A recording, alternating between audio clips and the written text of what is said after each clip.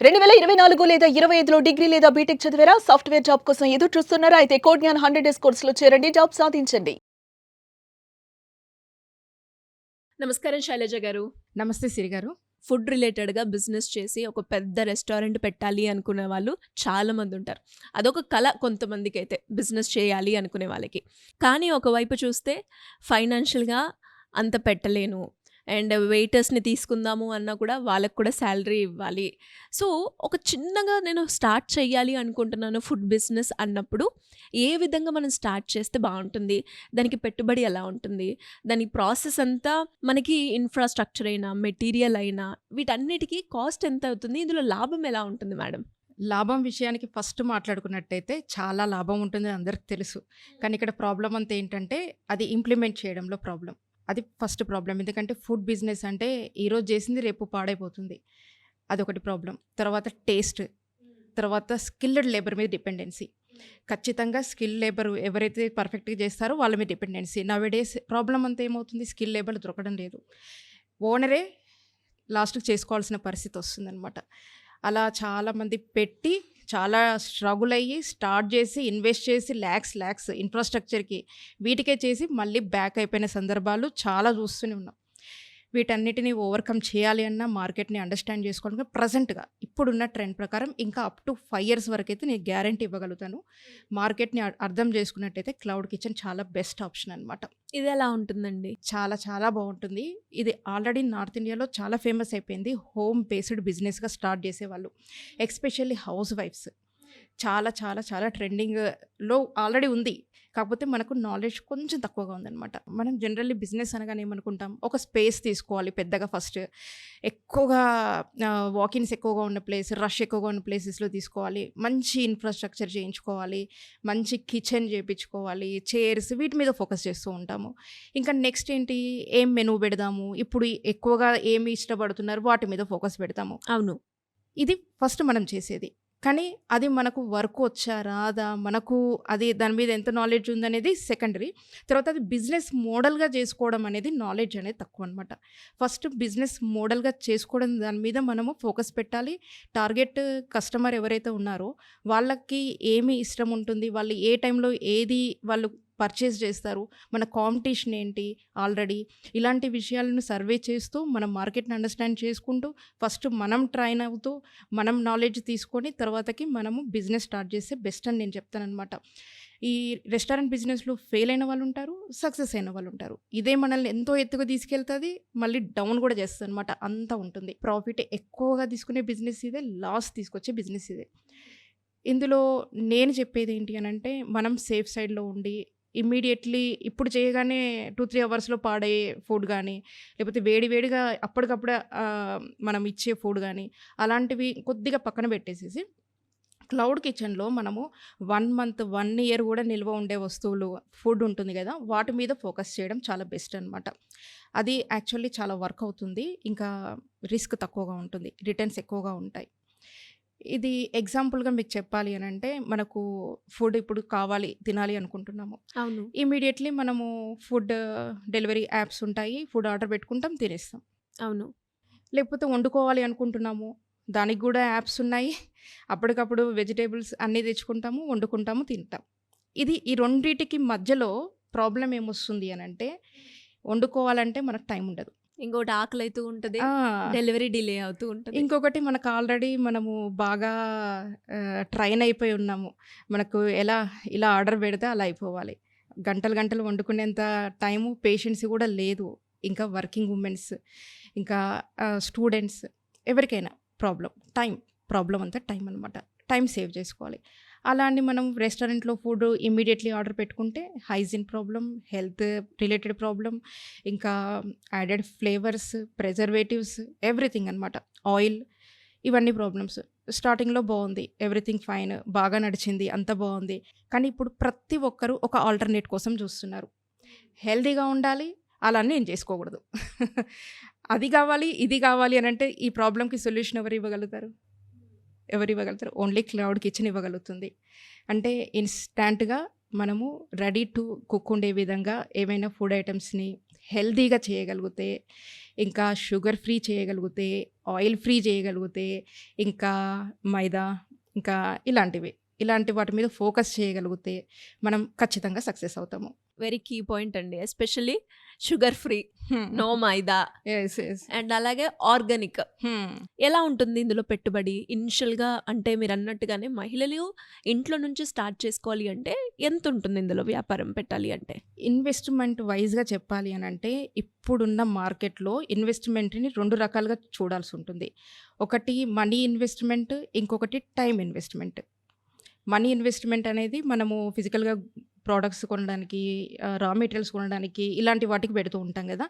దీనికంటే ఎక్కువగా మనం ఇన్వెస్ట్ చేయాల్సింది టైం ఇన్వెస్ట్మెంట్, నాలెడ్జ్ ఇన్వెస్ట్మెంట్.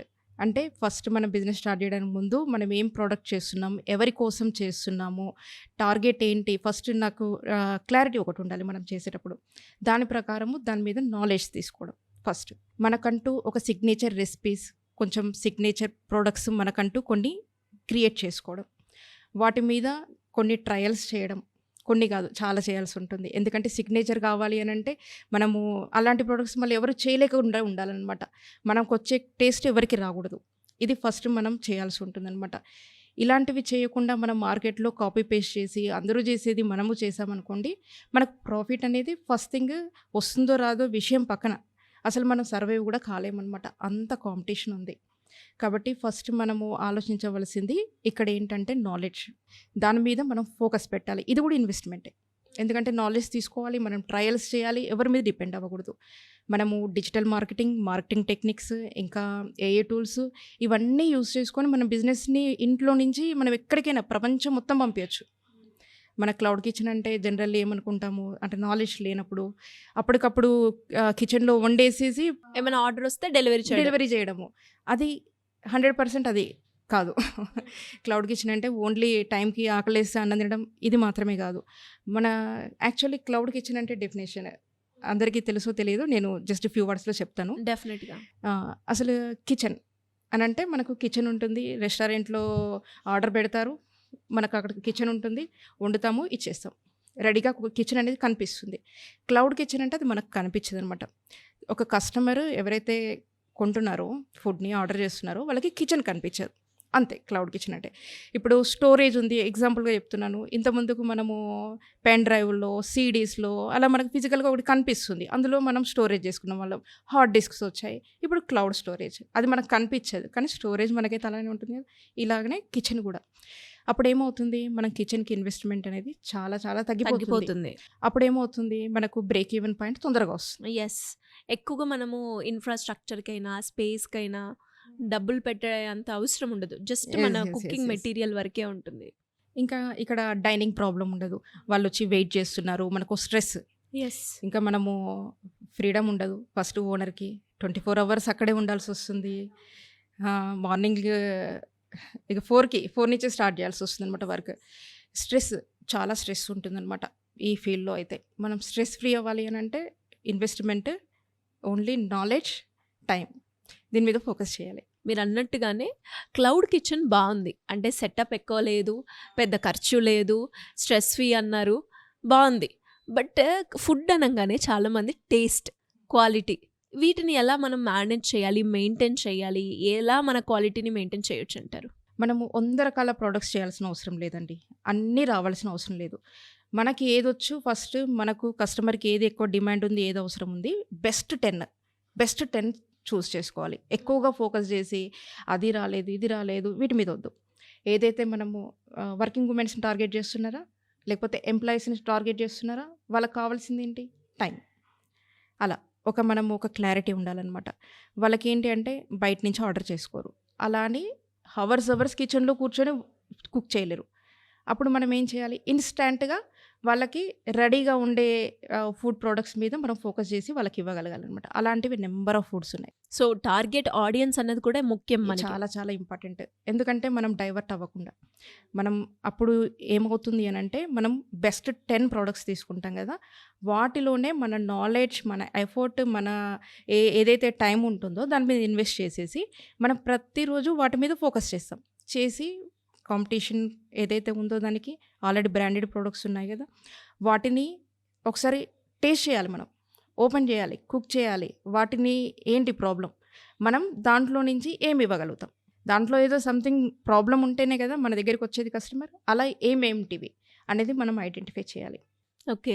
అలా ఐడెంటిఫై చేస్తూ ఉన్నప్పుడు మనకు తెలుస్తూ ఉంటుంది కస్టమర్ ఏం కోరుకుంటున్నారు, ఈ మార్కెట్లో ఆల్రెడీ వీళ్ళు ఏమి ఇవ్వలేకపోతున్నారు, మనం ఏం ఇవ్వగలుగుతాము, ఈ గ్యాప్ని మనం ఫుల్ఫిల్ చేయాలి. అప్పుడు అది ఖచ్చితంగా ఆటోమేటిక్గా బిజినెస్ వస్తుంది.